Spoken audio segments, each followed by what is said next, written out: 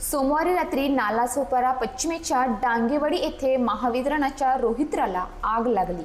या दुर्घटनेत 4 वर्षीय मुलगी होरपळून गंभीर जखमी झाली होती। मंगळवारी सकाळी 8:30च्या सुमारास त्या मुलीचा उपचारादरम्यान मृत्यू झाला आहे। मिळालेल्या माहितीनुसार नालासोपारा पश्चिमेच्या सोपारा गावात डांगेवाडी परिसर आहे।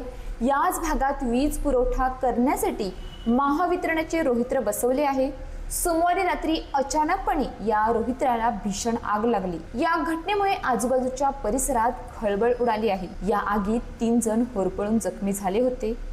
यात त्याच परिसरात राहणाऱ्या 4 वर्षीय नरसिंग परवीन शेख हिचा समावेश होता।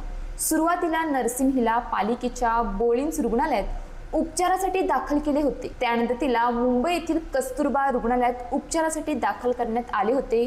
मात्र मंगळवारी सकाळी 8:30च्या सुमारास त्या मुलीचा उपचारादरम्यान मृत्यू झाला आहे, तर अन्य 2 जखमींवर रुग्णालयात उपचार सुरू आहेत असे पोलिसांनी सांगितले। या प्रकरणी चौकशी सुरू आहे। आग लागल्याचे कारण अजूनही स्पष्ट झाले नाही। विद्युत निरीक्षक यांचा अहवाल अजूनही प्राप्त झाला नाही। पुढील प्रकरणाची सखोल चौकशी करून दोषींवर कारवाई केली जाईल असे नालासोपारा विभागाचे सहाय्यक पोलीस आयुक्त सुनील जायभाई यांनी सांगितले। या मुलीच्या झालेल्या मृत्यूनंतर नागरिकांमध्ये संतापाची लाट पसरली आहे। महावितरणच्या हलगर्जीपणामुळे ही दुर्घटना झाली असल्याचा आरोप येथील नागरिकांनी केला आहे।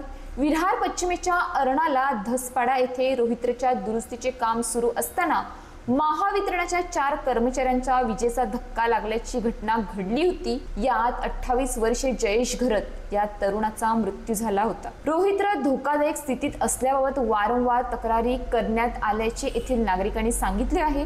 मात्र त्याकडे महावितरणचे अधिकारी व संबंधित ठेकेदार यांनी दुर्लक्ष केले असल्याने ही दुर्घटना घडली असल्याचे नागरिकांनी सांगितले आहे।